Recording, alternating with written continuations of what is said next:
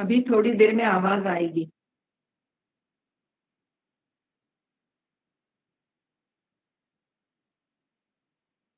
चालू है अपना कैमरा। प्राणेश जी से निवेदन है, कृपया अपना ध्वनि यंत्र बंद कीजिए। आज अभिमत देने वाले बहुत लोग हैं। कौन कौन आते हैं देखो। ऑलरेडी 3 लोग हैं।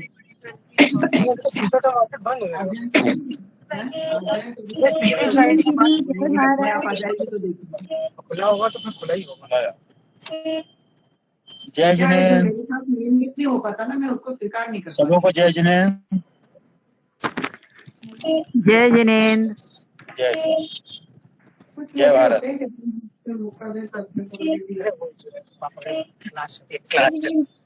भारत। जय भारत। दीदी जय भारत। जय भारत। उनसे वो वीडियो बनवा ली तो काफी देर में पड़े थे कि कुछ। चलो 29 हो गई है। अब सभी को जय भारत। जय भारत। जय जिनेंद्र। जय जिनेंद्र। जय भारत। जय जिनेंद्र।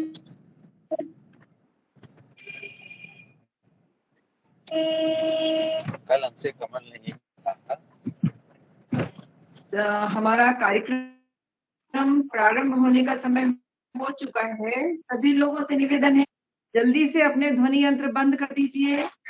त्रिभुवन जी, अजय जी।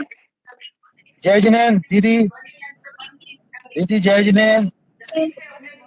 जय भारत। अजय जैन, कृपया अपने ध्वनि यंत्र जी। जय जिनेंद्र त्रिभुवन जी। जी जी। जय जिनेंद्र। मैं 1 मिनट में आपसे जय जिनेंद्र जय भारत करने वाली हूँ। कृपया अपने ध्वनि यंत्र बंद कर दीजिए। त्रिभुवन जी, ध्वनि यंत्र बंद कर दीजिए कृपया, समय हो चुका है जी। सभी को जय जिनेंद्र जय भारत।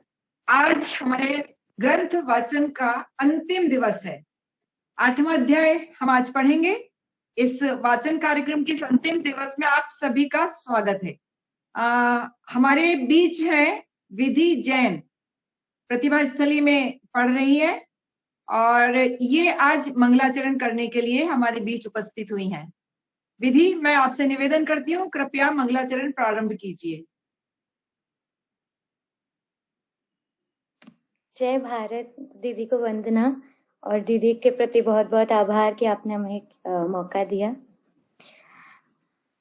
है भारत नाम बड़ा प्यारा, इसे फिर से जगमगाना है भारत नाम बड़ा प्यारा, इसे फिर से जगमगाना है। ये भारत था, ये भारत है, रहेगा भारत सदा सदा। ये भारत था, ये भारत है, रहेगा भारत सदा सदा। इस सत्य को नहीं भुलाना है, इसे फिर से जगमगाना है।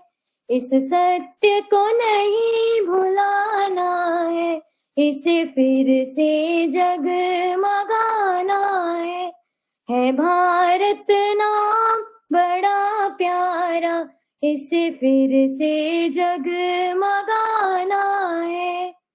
यहाँ पे रहो या वहाँ पे रहो तुम, इस पर गर्व सदा करना। यहाँ पे रहो या वहाँ पे रहो तुम, इस पर गर्व सदा करना। सारी दुनिया से कहलवाना है कि भारत नाम हमारा है। ये गाना है कहीं गाना, इसे फिर से जगमगाना है भारत नाम बड़ा प्यारा, इसे फिर से जगमगाना है। किसी से कम नहीं है हम, ये दुनिया को दिखाना है। ये दुनिया को दिखाना है। धन्यवाद।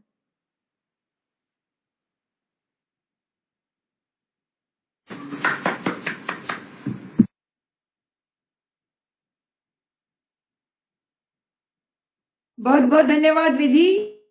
ये है हमारे वो होनहार बच्चे जो आगे चलकर भारत के नाम। आप मुझे सुन रही हो तो कृपया मोनिका जी शाह मुंबई से प्रवेश करना चाहती है और वर्षा जैन भी प्रवेश करना चाहती है। कृपया इन दोनों को प्रवेश करने की अनुमति दें। इनमें से एक आज के हमारे वाचक है और दूसरी हमारे लिए मोनिका जी बहुत ही महत्वपूर्ण सदस्य हैं हमारे अभियान की। कृपया इन दोनों को प्रवेश दीजिए। और जैसे ही इंदिरा जी अजमेरा हमारे रिक्वेस्ट करते बीच हैं, है। उनको श्रीमती इंदिरा जी अनुमति दे अजमेरा देंगे। हमारे बीच हैं। मैं उन्हें बुला रही हूँ। जी जी जी ठीक है। हाँ, मोनिका जी ने प्रवेश कर लिया है। वर्षा जी को भी आप प्रवेश दे दीजिए। इंदिरा जी अजमेरा, श्रीमती इंदिरा जी अजमेरा कृपया अपनी उपस्थिति दिखाएं। जी हाँ। और मैं उनसे निवेदन करती हूँ कि कृपया इस वाचन कार्यक्रम के संबंध में, भारत बने भारत अभियान के संबंध में उनका अनुभव कैसा है, कैसा उन्हें लग रहा है, अपना अभिमत प्रदान करें। इंदिरा जी अजमेरा। हाँ जी। आप स्क्रीन पे आप लाएंगे, मैं अपना करूंगी। आप हैं स्क्रीन पर? हेलो। जी हाँ जी आप हैं। जय भारत, नमस्ते। मैं इंदिरा अजमेरा का खद्दर नामक ग्रंथ के वाचन में आप सभी का, श्रोताओं का अभिवादन करती हूँ, अभिनंदन करती हूँ। मैंने अपने दादाजी के भारतीय स्वतंत्रता संग्राम के दिनों में शुद्ध खद्दर के वस्त्र धारण करते हुए देखा है। अपने पिताजी को देखा है। देश के प्रति उनकी दृढ़ भक्ति को, देश के प्रति वही भावना मेरे अंतर में भी बीज के रूप में पड़ी हुई थी। 26 वर्ष पूर्व गोमटगिरी इंदौर में आचार्य श्री को चतुर्मास के दौरान सानिध्य प्राप्त पाकर उन्हें सुनने का अवसर प्राप्त किया कुछ महिलाओं के साथ, और तभी से मेरा मन में यह भाव पल्लवित हुआ और आचार्य श्री को संबोधन को सुन करके हथकरघा से मैं जुड़ गई और मध्य प्रदेश, राजस्थान, दक्षिण भारत आदि कई प्रदेशों में जाकर, शहरों में मैंने घर घर जाकर इसका निरीक्षण किया और व्यवसाय शुरू किया इंदिरा श्री साड़ी के नाम से। इस व्यवसाय को मैंने कभी, इस व्यवसाय ने मुझे निराश नहीं किया है, बल्कि सदैव उन्नति का पथ पर ही बढ़ाया है। अमेरिका में भी मेरी बेटी ने इसे व्यवसाय के रूप में अपना लिया है हथकरघा को। उपलब्धियां तो बहुत पाई हैं, लेकिन साथ ही गौरव भी प्राप्त हुआ। भारत बने भारत अभियान के इस ग्रंथ वाचन के कार्यक्रम में हमें यह बोध दिया है कि हथकरघा का व्यवसाय के रूप में अपनाना कोई छोटी बात नहीं है, अपितु गर्व की बात है। इस ग्रंथ वाचन ने हमें हमारी आंखें खोल दी है और हमें याद दिलाया है कि अपने पूर्वजों की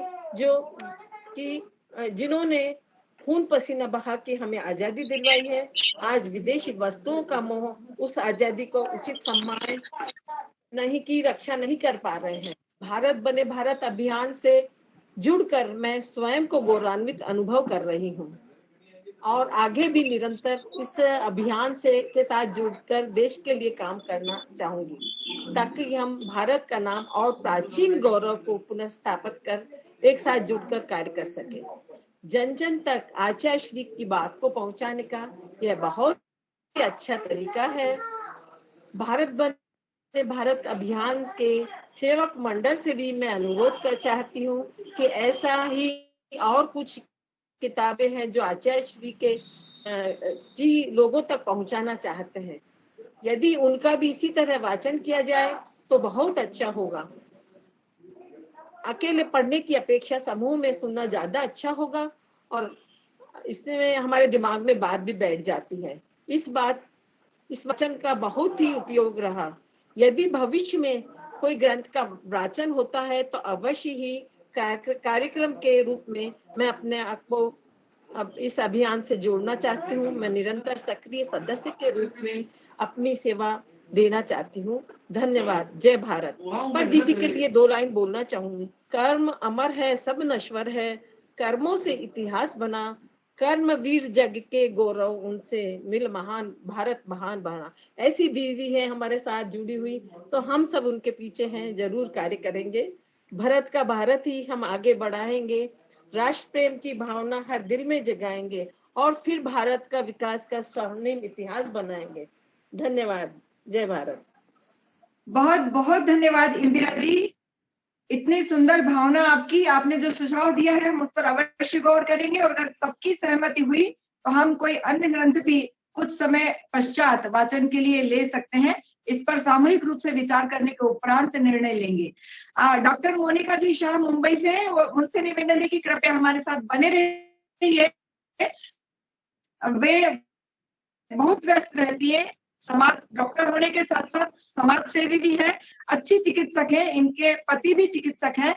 अच्छे चिकित्सक होने के साथ साथ समाज सेवा में बहुत संलग्न रहती है, आचार्य श्री की सेवा में बहुत संलग्न रहती है, इसलिए समय कम मिल पाता है। आज उन्होंने मुझे संदेश भेजकर पूछा कि क्या आज भी वाचन है, अगर हो तो मैं शामिल होना चाहती हूँ। ये हमारा सौभाग्य है। मोनिका जी आप कृपया बने रहिए। अब मैं वाचकों त्रिभुवन जी कृपया अपना ध्वनि यंत्र बंद कीजिए, बार बार चालू मत कीजिए, व्यवधान पड़ता है।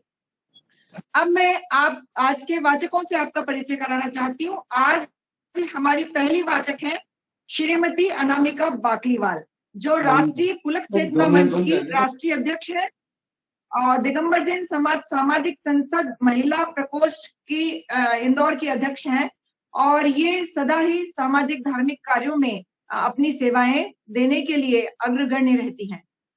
इन्हीं के साथ हमारी दूसरी वाचक हैं आज की, इंदौर से श्रीमती वर्षा जैन, मैना सुंदरी महिला मंडल उदयनगर इंदौर के अध्यक्ष हैं और बहुत ही उत्साही महिला है, निरंतर मेरे संपर्क में थी और इनकी बड़ी भावना थी कि दीदी मुझे भी वाचन का अवसर मिले, तो आज हमने उन्हें भी वाचन के लिए आमंत्रित किया है।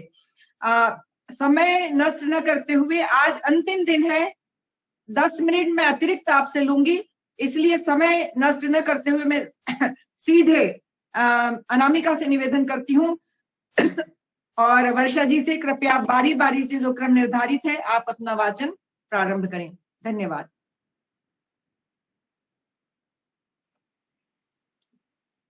धन्यवाद दीदी। जय भारत। 8वां अध्याय, खादी आंदोलन और सरकारी दमन। खादी का देश में पुनरुत्थान देखकर भारतवासी अपना भी पुनरुत्थान देखने लगे, किंतु अंग्रेज सरकार का दिल दहल गया। वह इसके रोकने के उपाय सोचने लगी। पहले तो कुछ दिनों तक सरकार चुपचाप रही, किंतु देखा कि विलायती गोरे भाइयों के भूखों मरने का समय जल्दी ही आने वाला है। तब कुछ न कुछ उपाय सोचना ही पड़ा। खादी का प्रयोग करने वालों को राजद्रोही ठहराकर उन्हें दबाने का प्रयत्न किया गया, किंतु दबता अपराधी ही है, क्योंकि उसकी अंतरात्मा भी उसे दबाती है, जो कि उसके शरीर की सच्ची सरकार है। जो निरपराधी होते हैं वे दबाने से उल्टे उत्तेजित होते हैं, क्योंकि वे निरपराध है। दबने की आवश्यकता ही क्या। सरकार ने दमनास्त्र प्रयोग किया, उसके शिकार कई हजार मनुष्य हुए। यहाँ तक कि कुछ ही महीनों में हमारे निरपराध खादी प्रेमी भाई लगभग 25,000 जेलों में ठेल दिए गए। हमारे भारतीय भाइयों ने इस पर कुछ भी असंतोष नहीं प्रकट किया, बल्कि बड़े चाव से आनंद के साथ जेल में जाने लगे। यह नया खर्च बढ़ता देखकर तथा दमन से उल्टी उत्तेजना फैलती देखकर सरकार भी घबराई, किंतु अपनी शान रखने के लिए अपने दुराग्रह पर पैर जमाए ही रही। इधर भारतीय भी सत्याग्रह के लिए कटिबद्ध हो तैयार हो गए। उधर शस्त्र बल संपन्न अंग्रेज सरकार और इधर आत्मबल युक्त निशस्त्र और शांत भारतवासी। जिधर धर्म गंगा होगी उधर ही जीत है, क्योंकि हम लोग तो यतो धर्मस्ततो जयः के मानने वाले हैं। खादी युग युद्ध की अंत में जीत होगी, ऐसा हमारा विश्वास है, क्योंकि दिन प्रतिदिन लाखों खादी प्रेमी इस युद्ध के योद्धा बनते जा रहे हैं। भारतीयों ने ही क्या, पृथ्वी के समस्त लोगों ने हमारे इस युद्ध को उचित और धार्मिक कहा है। बहुत से लाखों विदेशी भाई हमारे इस आंदोलन से सहानुभूति रखते हैं और मंगल कामना करते हैं। महात्मा गांधी के नाम अमेरिका आदि कई देशों से सहानुभूति प्रदर्शक कई तार आए हैं, जिन्हें पाठक संभवतः समाचार पत्रों में पढ़ चुके होंगे। खादी सर्वमान्य होती जा रही है, यहाँ तक कि डाकोर नाथ गुजरात के मंदिर की मूर्तियां भी खादी से अलंकृत की जाती है और विदेशी वस्त्रधारी मनुष्य को उस मंदिर में घुसने तक नहीं दिया जाता। पुरी के जगन्नाथ जी की मूर्तियों को भी खादी की पोशाकें पहनाई जाती है, ऐसा सुना गया है। लिखने का तात्पर्य यह है कि खादी का प्रचार खूब हो रहा है, लोग इसकी उपयोगिता को खूब अच्छी तरह समझने लगे हैं। तभी तो गत जून मास 1922 में मई की अपेक्षा कम माल हिंदुस्तान में आया और बाहर गया। मई में 19 करोड़ 6 लाख का आया था, तो जून में 16 करोड़ 40 लाख का माल आया। हिंदुस्तान से विदेशों को 18 करोड़ 32 लाख का माल भेजा गया। मई महीने की अपेक्षा यह रकम 7 करोड़ 74 लाख कम है। जो बाहर से आया हुआ माल फिर से विदेशों को भेजा गया, उसका मूल्य 91 लाख और 1 करोड़ 31 लाख का विदेशी माल यहाँ से विदेशों को भेजा गया। पिछले वर्ष के इन्हीं महीनों के अंकों के अनुसार बाहर से 19% माल कम आया और विदेशी माल 23% कम भेजा गया तथा स्वदेशी माल 18% अधिक भेजा गया। ये हम लोगों के लिए शुभ चिन्ह है। ये हमारी जीत के लक्षण है। इन लक्षणों से खादी के आगे विदेशी वस्त्र अधिक नहीं टिक सकते।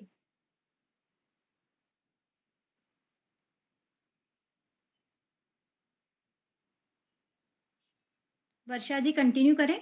वर्षा जी कृपया आगे का वाचन प्रारंभ करें।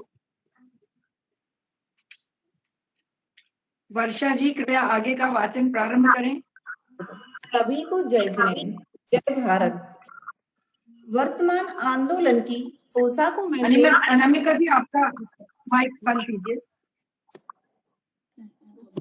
सभी को जय जिनेंद्र, जय भारत।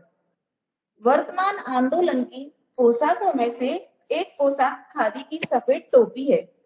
यह आजकल गांधी कैप के नाम से संसार में मशहूर है। कई लोग इसको अन्य नामों से भी पुकारते हैं, जैसे असहयोग कैप, स्वराज कैप, ईशवी। यह टोपी यद्यपि खादी की किस्तीनुमा और बिल्कुल सस्ती है, तथापि हमारी अंग्रेज सरकार इसको बुरी समझती है। कुछ अंश में यह बात ठीक भी है, क्योंकि खादी का प्रचार भारत में आने वाले विदेशी वस्त्र का बहिष्कार है। जिस व्यापार के बल पर सारा इंग्लैंड गुलशर्री उड़ा रहा हो, उस व्यापार का विरोध हमारी सरकार को कैसे सहन हो सकता है। तभी तो उसने गांधी कैप के लिए बड़े बड़े कड़े प्रकट नहीं तो कॉन्फिडेंशियल ऑर्डर्स निकाले हैं, जिनका उपयोग समय पाते ही नौकरशाही करने में नहीं चूकते। आज देसी खादी की टोपी लगाकर सरकारी दफ्तरों में नौकरी करना मना किया जाता है। हम भारतीय गुलामी की जंजीर में बंधे हुए मुर्दे की तरह इस अन्याय को सहते हैं। क्या कारण है कि खादी की सफेद टोपी लगाकर हम अंग्रेजी दफ्तरों में नौकरी नहीं कर सकते? यदि हम भारतवासियों को भारतवर्ष में भारतीय मूल के वस्त्र से तैयार की हुई टोपी पहनना अपराध ही है, तो हैट लगाकर ऐसे स्थानों में जाना भी अवश्य अपराध होना चाहिए। अपने देश से सबको प्यार होता है और अपने देश की वस्तु सभी को प्यारी लगती है, किंतु हाँ, खेद है कि अंग्रेजी शासन में भारतवासियों के लिए स्वदेश प्रेम भी एक अपराध है। इससे बढ़कर देश की दुर्दशा का और कौन सा समय कहा जा सकता है। हमारे भारत का हिस्सा देसी रियासतों से घिरा हुआ है। इन रियासतों के सभी शासक हिंदुस्तानी हैं। इस पर से हमें प्रसन्नता होनी चाहिए, किंतु प्रसन्नता की जगह उल्टा दुख होता है। जबकि अंग्रेजी शासन से अधिक दमन कभी कभी देसी शासन में होता दिखाई देता है। ये देसी राज वैसे तो स्वतंत्र मालूम पड़ते हैं, किंतु इनकी भीतरी दशा देखी जाए तो ये बड़े बंधन में है। वैसे तो देसी राज्यों में स्वराज्य आंदोलन कम है, किंतु यह भी असंभव है कि खादी जैसे सर्वव्यापी आंदोलन की लहर रियासतों में नहीं पहुंचने पावे। यह लहर रियासतों में भी बड़े जोर शोर के साथ उठी है, जिसे देसी रियासतों के कई महाप्रभु दबाने की चेष्टा कर रहे हैं। उन्होंने भी ब्रिटिश राज की देखा देखी गांधी कैप को बुरा समझ लिया है और कभी कभी तो खादी के प्रचारकों को अपने राज्य से देश निकाले तक का दंड विधान किया है। बहुत से लोग इस अपराध से राज्यों से बाहर निकाले जा चुके हैं, परंतु लोगों में धीरे धीरे आत्मबल बढ़ रहा है और वे ऐसी अन्यायपूर्ण आज्ञाओं को मानने के लिए तैयार नहीं है। जिसकी जैसी इच्छा हो वैसा खावे और जिसकी जैसी इच्छा हो वैसा पहने। इसमें सरकार को हाथ डालना नहीं चाहिए। एक जमाना था जिसमें लोग सरकारी हुक्म को न्याय अन्याय का कुछ भी ध्यान न रखकर मानना ही अपना कर्तव्य समझते थे, परंतु अब लोग समझने लगे हैं, अपने अधिकारों को पहचानने लगे हैं। अतएव इस नवीन युग में हम करें सो न्याय नहीं हो सकता। थोड़ी देर के लिए संभव था हो भी जावे, किंतु एक दिन ऐसे शासक को अपनी भूल मानना पड़ेगी तथा उस पर पश्चाताप प्रकट करना होगा, क्योंकि अपनी निरपराध शासित प्रजा पर जुल्म करने वाला कदापि सुख और शांति नहीं पा सकता। किसी कवि ने कहा है, नीर नदियों को सुखाकर डूबता है आप भी, क्या कभी निष्फल हुआ है निर्बलों का श्राप भी। खादी के प्रचारकों ने, प्रेमियों ने, स्वदेश भक्तों ने, धर्मवीरों ने सरकार के जेल खानों को ठसाठस भर दिया है। इतने पर भी जो कुछ सरकार ने सोचा था वह नहीं हुआ। आंदोलन बढ़ता ही गया। सरकार ने महात्मा गांधी को इस आंदोलन की जड़ समझकर उन पर अपना वार किया। अंत में तारीख 10 मार्च 1922 को महात्मा जी के लिए कृष्ण भूमि का निमंत्रण आया। 8 दिन तक मुकदमे में गवाही, पेशी, इजहार आदि का नाटक खेलकर तारीख 18 मार्च 1922 को उन्हें 6 वर्ष का कारावास दंड दे दिया गया। वह साधु हंसता हुआ और परमात्मा को धन्यवाद देता हुआ जेल खाने चला गया। गिरफ्तार होना, जेल जाना, दंड पाना कोई नई बात नहीं है। इतिहासों में प्रमाण ऐसे मिलते हैं जिनमें महापुरुषों का अन्याय द्वारा दंडित होना सिद्ध होता है। रामदूत हनुमान का राक्षस पूरी लंका में सीता देवी की खोज के लिए जाना और उसके बाग को बर्बाद करने तथा योद्धाओं को मारने के अपराध में उनका गिरफ्तार होना तथा लांगूल में आग लगाना, ईसवी सब कुछ यही बताता है। अन्यायियों द्वारा धर्मात्मा पुरुषों को कष्ट सहना ही पड़ता है। भगवान श्री कृष्ण चंद्र के पिता और माता अन्यायी कंस द्वारा वर्षों तक जेल में रहे और वहीं उस महात्मा कृष्ण का जन्म हुआ। यदि पाप के कारण या संसार के अपकार के कारण जेल खाना हो तो वह नरक है, किंतु जो परोपकार के लिए और धर्म के लिए जेल खाने जाते हैं वे निस्संदेह स्वर्गवास करते हैं। स्वदेश प्रेम प्रत्येक प्राणी का स्वाभाविक धर्म है। यदि इसकी रक्षा के लिए शरीर को किसी प्रकार का दुख हो तो वह दुख नहीं किंतु सच्चा सुख है। यह हम जहां तहां बता आए हैं कि खादी ही स्वदेश की इज्जत है। जय जय। हमारे आवाज नहीं आ रही है। हमारे इस खादी युग पे आ रही है? मेरी आवाज आ रही है? हाँ हाँ जी, आ रही है, आ रही। हमारे इस खादी युद्ध के प्रधान सेनापति महात्मा गांधी ने अदालत से विदा होते समय भारतवासियों को यह संदेशा दिया था, मुझे अब संदेशा देने की आवश्यकता नहीं, मेरा संदेशा तो लोग जानते ही हैं। लोगों से कहिए कि प्रत्येक हिंदुस्तानी शांति रखे, हर प्रयत्न से शांति की रक्षा करे, केवल हमें तो आ रही है आवाज आ रही है? हाँ जी, आ रही है। आ रही है ना? बिल्कुल आ रही है जी, मैं पुनः पढ़ती हूँ। हमारे इस आवाज खादी बहुत युद्ध अच्छी के आ रही है, प्रधान अनामिका पढ़िए। ओके। हमारे इस खादी युद्ध के प्रधान सेनापति महात्मा गांधी ने अदालत से विदा होते समय भारतवासियों को यह संदेशा दिया था, मुझे अब संदेशा देने की आवश्यकता नहीं, मेरा संदेशा तो लोग जानते ही हैं। लोगों से कहिए कि प्रत्येक हिंदुस्तानी शांति रखे, हर प्रयत्न से शांति की रक्षा करे, केवल शुद्ध खादी पहने और चरखा काते। लोग यदि मुझे छुड़ाना चाहें तो शांति के द्वारा ही छुड़ावे।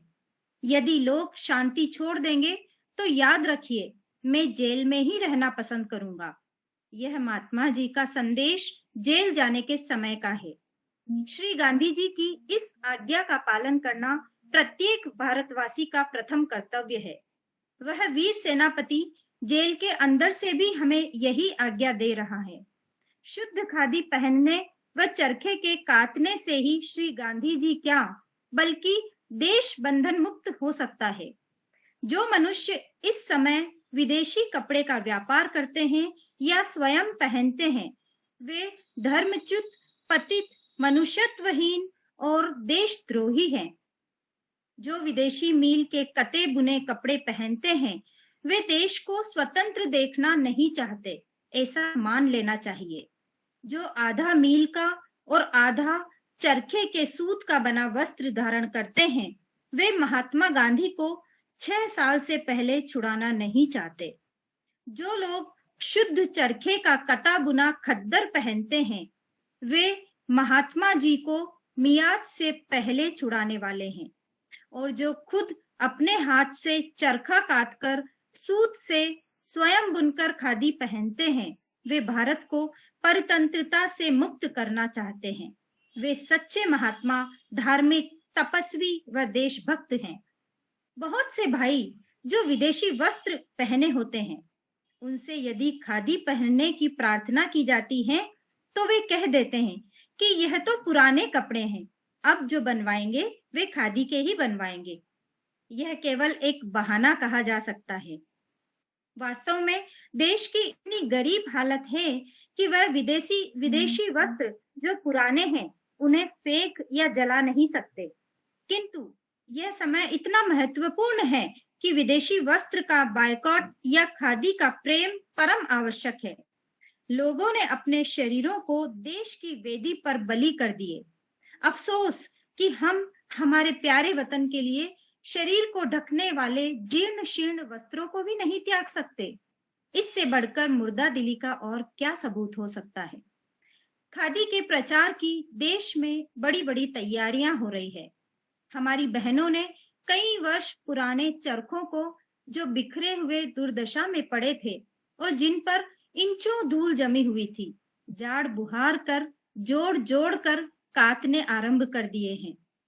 जुलाहों ने जो हाथ पर हाथ धरे बैठे थे, हाथ पैर हिलाना आरंभ कर दिया। मतलब यह है कि भारत में घर घर में चरखों के चलने का स्वर सुनाई पड़ने लगा। उत्साही लोगों ने देशी करघों पर उनसे वस्त्र बुनना आरंभ कर दिया।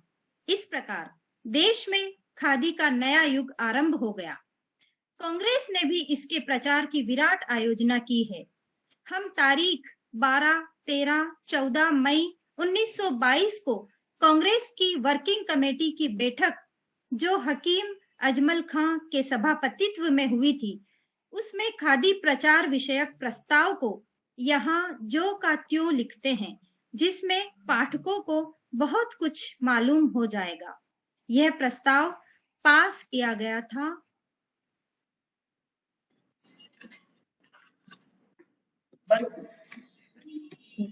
वर्किंग कमेटी प्रस्ताव करती है कि देश के सामने उपस्थित किए गए विधायक कार्यक्रम के अनुसार प्रत्येक प्रांत को हाथ से कते और हाथ से बुने हुए खद्दर की बनावट और खपत को तरक्की देने के लिए विशेष रूप से संगठित प्रयत्न करना चाहिए। प्रांतों को कर्ज देकर तथा धंधे के संबंध में सलाह देने तथा एक प्रांत के प्राप्त अनुभव को दूसरे प्रांत को पहुंचाने और उपयोगी जानकारी प्राप्त करके उसका प्रचार करने के लिए वर्किंग कमेटी ठहराव करती है कि सेठ जमनालाल बजाज एक विशेष विभाग का संगठन करे, जिसके लिए कमेटी 17 लाख रुपए मंजूर करती है। इस विभाग में 3 हिस्से रहेंगे: हुनर की शिक्षा, खद्दर का बनाना और बिक्री। खादी बनाने के हुनर की शिक्षा साबरमती आश्रम में श्री मगन लाल गांधी के संचालन में होगी। इस संस्था में हर एक प्रांत से 2 या 3 विद्यार्थी बुलाए जाएंगे। उन्हें खादी बनाने के संबंध में कुल बातों की शिक्षा 6 महीनों में दी जाएगी। इस संस्था से शिक्षा पाए हुए विद्यार्थी अपने प्रांत में खादी के केंद्र कायम करने या ऐसी शिक्षण संस्था का संगठन करने के काम में लगाए जाएंगे। खादी बनाने वाला विभाग प्रांत के भीतरी कामों को परस्पर सहायक बनाएगा और सूत या कपड़े को एक ही ढंग का बनाएगा।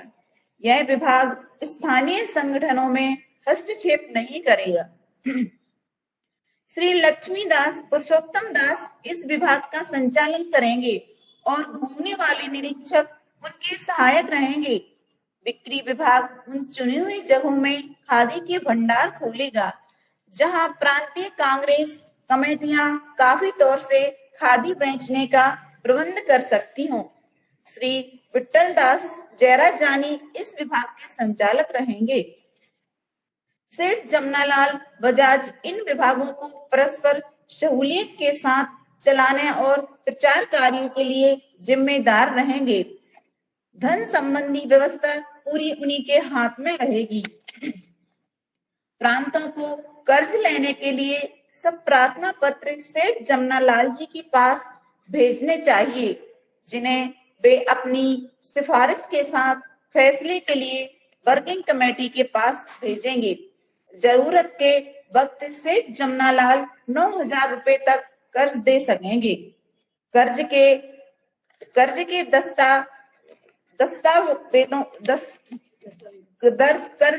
दस्तावेजों का निर्णय करते समय वर्किंग कमेटी प्रांतों की आवश्यकताओं और प्रांतों द्वारा खादी के काम में लगाए गए धन का ध्यान रखेगी,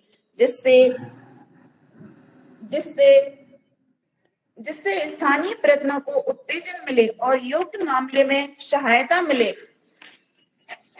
हुनर शिक्षा के लिए बजट में 25,000, बिक्री विभाग के लिए 2 लाख और खद्दर बनाने वाले विभाग के दफ्तर के लिए 20,000, प्रचार और जानकारी के विभाग के लिए 1 लाख और प्रांतों को कर्ज देने के लिए 13,55,000 रुपए रखे गए हैं। यद्यपि ये 17 लाख रुपए भारत में खादी प्रचार के कार्य के लिए कम है, तथापि वर्तमान समय में यह रकम ठीक ही है, ना अधिक है ना कम है। उक्त प्रस्ताव के अनुसार खादी विभाग कांग्रेस ने पृथक कायम कर दिया और उसका कार्य भी सत्याग्रह आश्रम साबरमती अहमदाबाद में श्रीमान सेठ जमनालाल जी ने आरंभ कर दिया है। सारांश यह है कि देश अब खादी की उपयोगिता को समझ गया है और वह उसके प्रचार में इस समय तन मन धन से संलग्न है। खादी शीघ्र ही हम लोगों के उद्योग तथा उस परम पिता परमात्मा की कृपा से उन्नत अवस्था प्राप्त कर हमें स्वराज प्राप्त करावेगी। सर्वे भवन्तु सुखिनः, सर्वे सन्तु निरामया, सर्वे भद्राणि पश्यन्तु, मा कश्चित् दुःख भाग् भवेत्। सभी को जय जय। धन्यवाद। बहुत बहुत धन्यवाद अनामिका जी, वर्षा जी, सुंदर वाचन के लिए। श्रोताओं, आपने देखा आज हमारा यह ग्रंथ पूर्ण हो गया, लेकिन ग्रंथ पूर्ण हुआ है, उद्देश्य को पूर्ण करना अभी लंबी यात्रा है। मैं इस ग्रंथ के लेखक को बहुत बहुत धन्यवाद दूंगी। उन्होंने बड़ा उपकार किया है हम पर।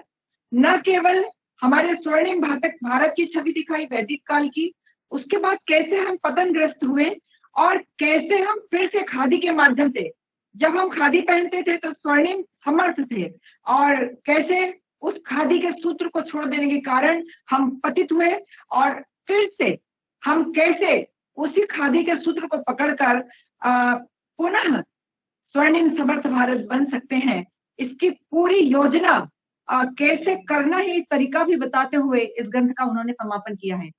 मुझे लगता है कि आचार्य श्री के रूप में दूसरे गांधी ही इस धरती पर आ गए हैं, जो हमें आगे आगे प्रकाश देते जा रहे हैं कि देश को कैसे आर्थिक गुलामी से मुक्त करना। मुझे लगता है कि जो लोग इस वाचन को नहीं सुन पाए हैं, उन्हें एक बार सोचना चाहिए कि क्या सच में वे भारतीय हैं, क्या उन्हें देश के प्रति कुछ आस्था है। अगर वे अपने समय में से मात्र 9 दिन के लिए आधा घंटा भी, पौन घंटा भी देश के लिए नहीं दे सकते हैं, तो उनसे क्या उम्मीद की जा सकती है। लेकिन वे ऐसे लोग हैं, जैसे जब अपन किसी सूपे में किसी अनाज को फटकते हैं ना, साफ कर रहे होते हैं, तो जो कचरा होता है वो उड़ जाता है। तो पहले दिन जो भीड़ आई थी वो उड़ गई, क्योंकि उनको देश से कोई सरोकार नहीं है, उन्हें सिर्फ अपने ऐशो आराम से, अपने मनोरंजन से मतलब है। लेकिन शेष दिन जिन्होंने रुचि पूर्वक सुना है, वे ही मेरे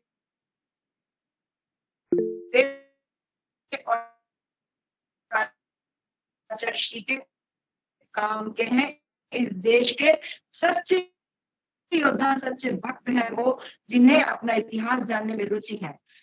इनमें से बहुत से लोगों ने हमारे साथ काम करने में रुचि दिखाई है।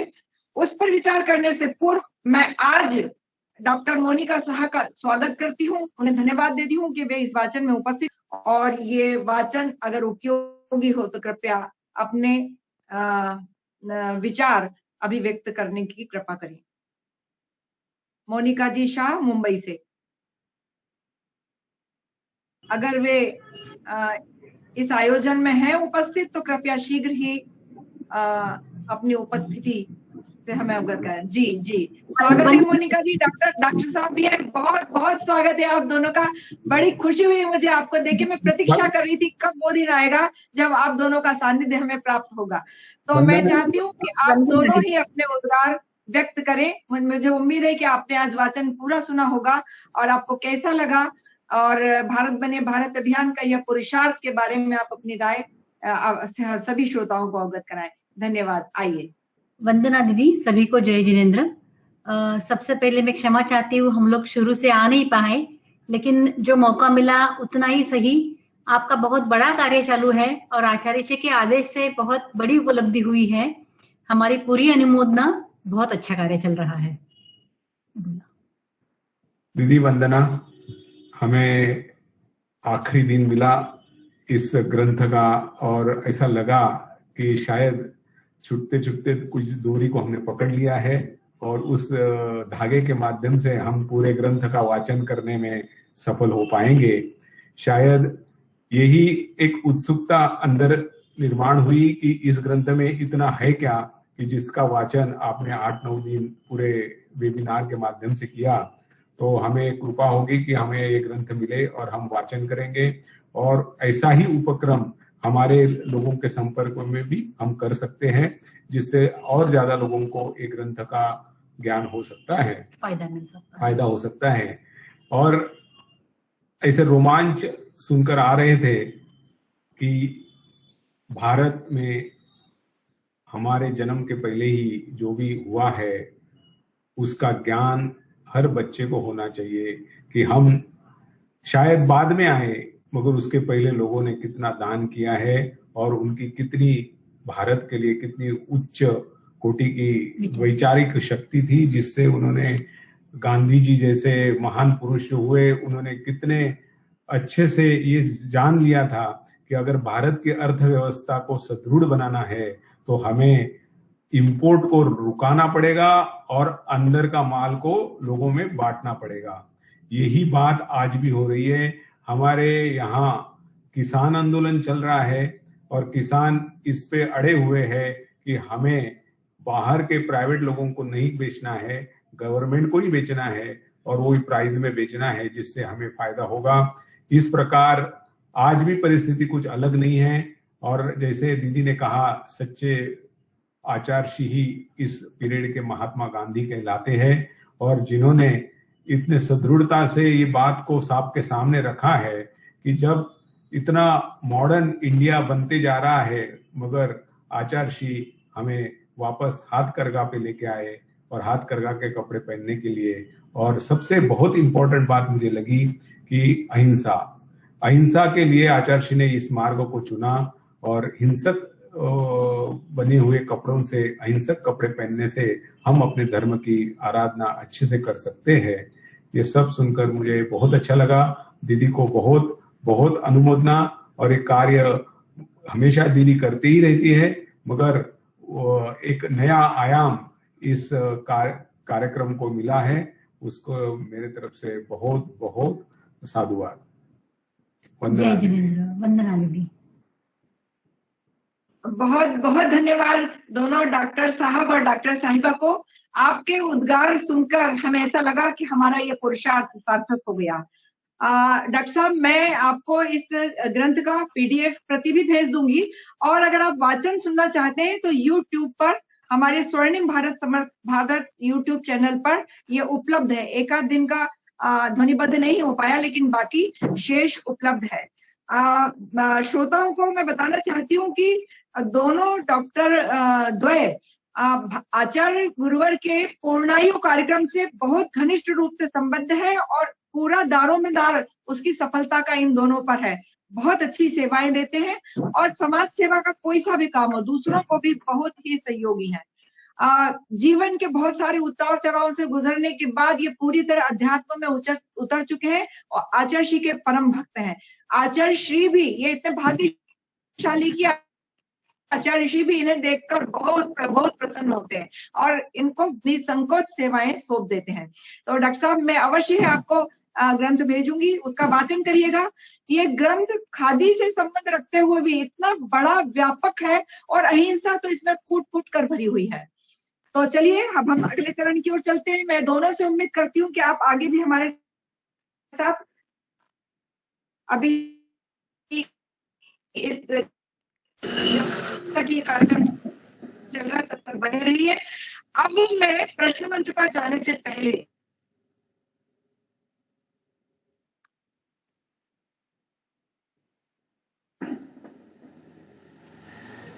आज उपस्थित जनों को आज मैंने अपने इस कार्यक्रम के वाचकों को विशेष रूप से बुलाया था ताकि मैं उनका धन्यवाद कर सकूं।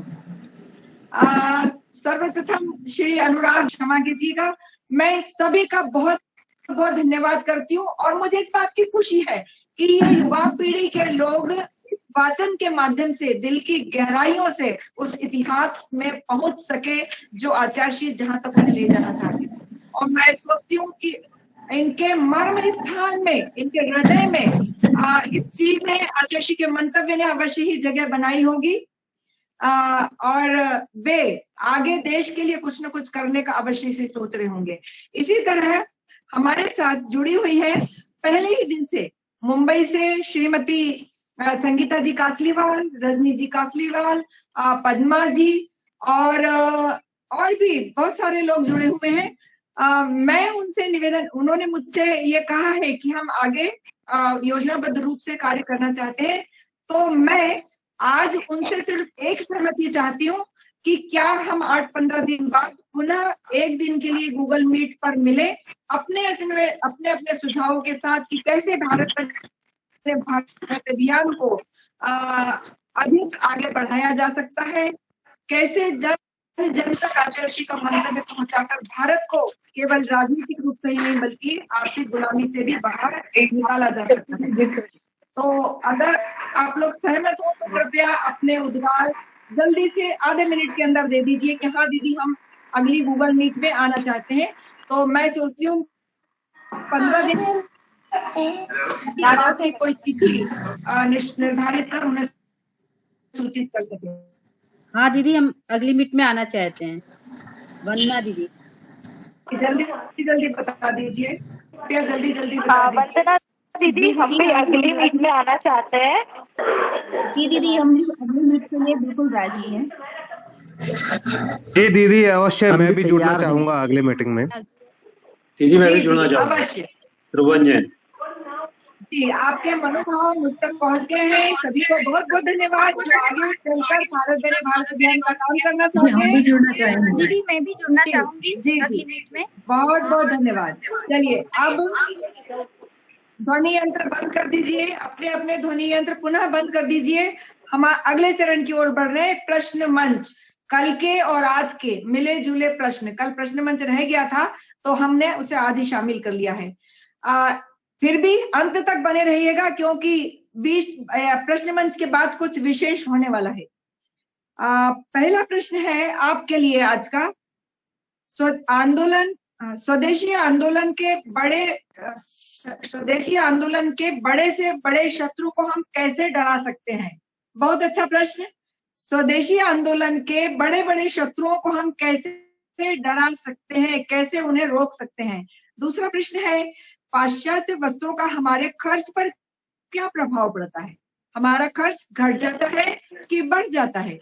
पाश्चात्य वस्त्रों का हमारे खर्च पर क्या प्रभाव पड़ता है। तीसरा प्रश्न बहुत महत्वपूर्ण है, अधिक वस्त्रों को पहनने से हमारे शरीर पर क्या प्रभाव पड़ता है, प्रतिकूल या अनुकूल। शरीर पर अधिक वस्त्रों को पहनने से हमारे शरीर पर क्या प्रभाव पड़ता है। चौथा प्रश्न, विदेशी कपड़े के व्यापार से हमारे देश की क्या स्थिति हुई। विदेशी कपड़े का व्यापार भारतीयों के द्वारा अपना लिए जाने से हमारे देश की क्या स्थिति हुई।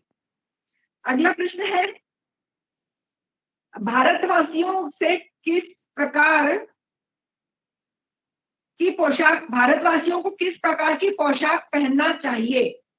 और अगला प्रश्न है, लाहौर के किस पत्र में चर्चा के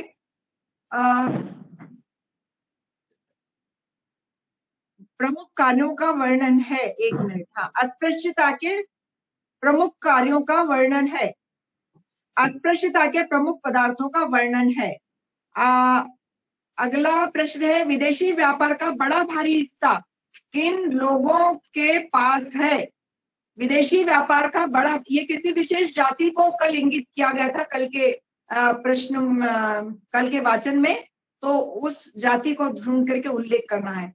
और अगला और अंतिम प्रश्न है, किन दो तरीकों से विदेशी वस्त्रों का बाइकाट किया जा सकता है। किन दो तरीकों से विदेशी वस्त्रों का बाइकाट किया जा सकता है। और अब इस कार्यक्रम को समापन करने से पूर्व मैं चाहती हूं कि हम सब मिलकर पहले एक गाना गाएं। जब मैं कहूंगी तब सभी लोग अपने ध्वनि यंत्र खोलेंगे, अभी नहीं, पूरी बात सुन लीजिए। इसके बाद मैं सभी का धन्यवाद करूंगी और उसके बाद सामूहिक राष्ट्रगान होगा। एक ऐसा गाना मैं गाने के लिए आपसे अपने साथ गाने के लिए निवेदन कर रही हूं जो हर भारतीय के हृदय में तो है, जुबान पर भी होना चाहिए। मेरे ख्याल से आप समझ गए होंगे।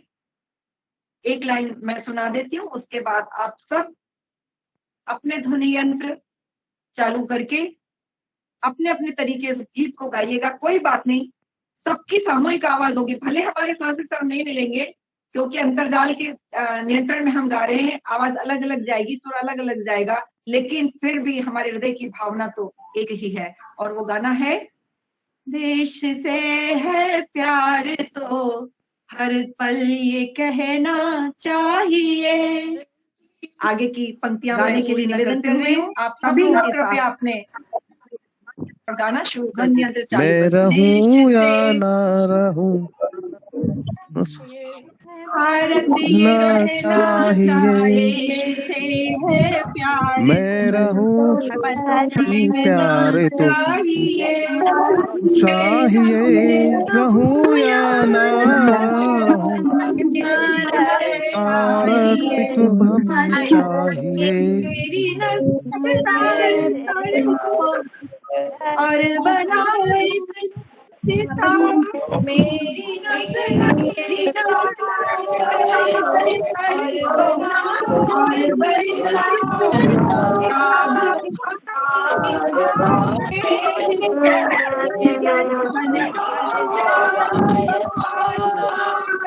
मेरी देश देश प्यारे को भारत चाहिए,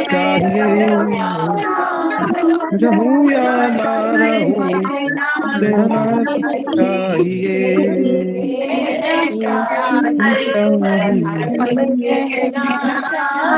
चाहिए, मैं रहूं या ना रहूं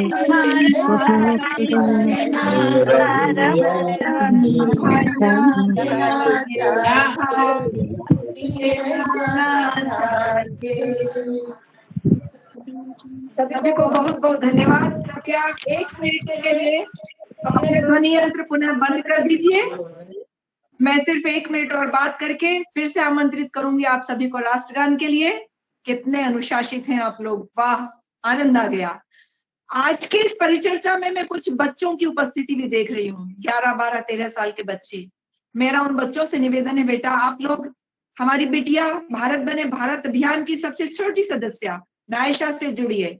आप मुझे संदेश भेजेंगे तो मैं नायशा के समूह का नंबर आपको दे दूंगी। आप जुड़िए और उससे सीखिए कि किस तरह उसने मात्र 1 हफ्ते के अंदर लगभग 250 से अधिक लोगों का एक समूह बनाकर भारत बने भारत अभियान को आगे पहुंचाने का पुरुषार्थ प्रारंभ कर दिया है।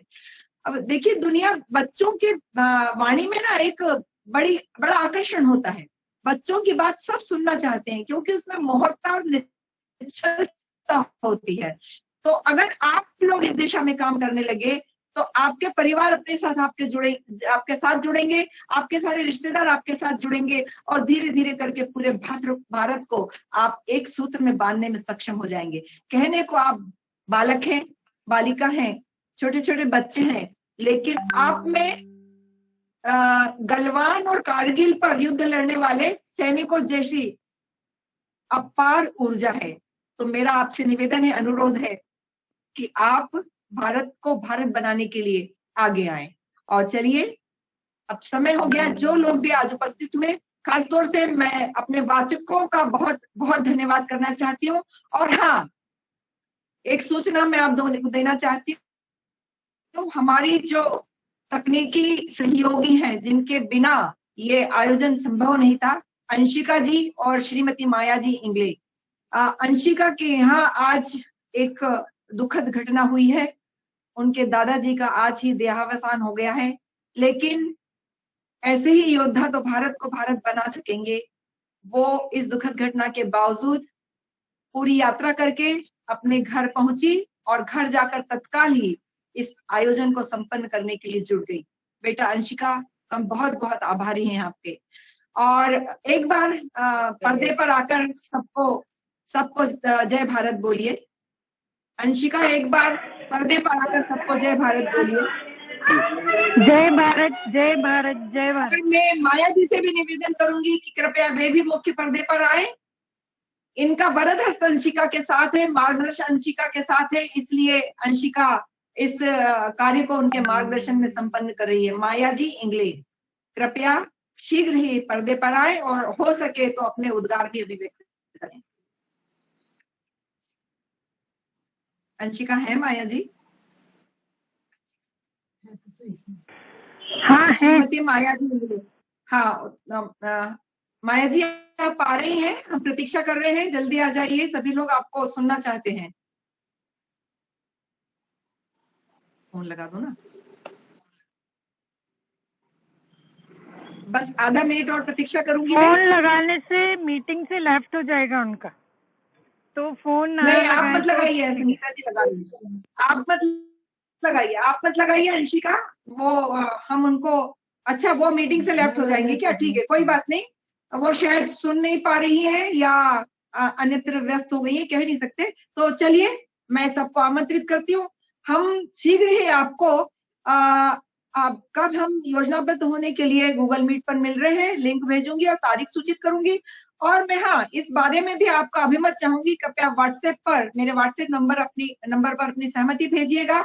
अगर हम इसी तरह महीने 15 दिन बाद फिर से आचार्य श्री द्वारा निर्देशित किसी ग्रंथ का वाचन सुनने के लिए तत्पर हो, तो हम करने के लिए तो सदा तत्पर हैं। आइए खड़े हो जाते हैं और राष्ट्रगान प्रारंभ करते हैं। धन्यवाद। जन गण मन अधिनायक जय हे, भाग्य पंजाब सिंध हिमाचल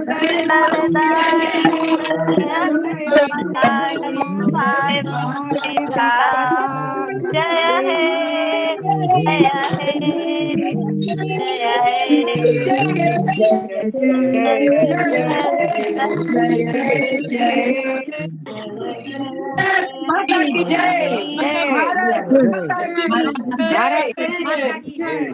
भारत माता की जय, जय भारत, जय भारत, जय भारत, जय भारत। और मिलेंगे।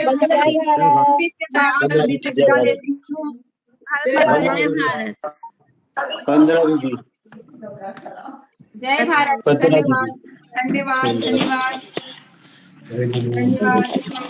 वंदना दीदी, जय भारत दीदी, बहुत बहुत जय भारत दीदी, जय जिनेन्द्र दीदी, जय भारत, जय भारत, वंदना दीदी, वंदना।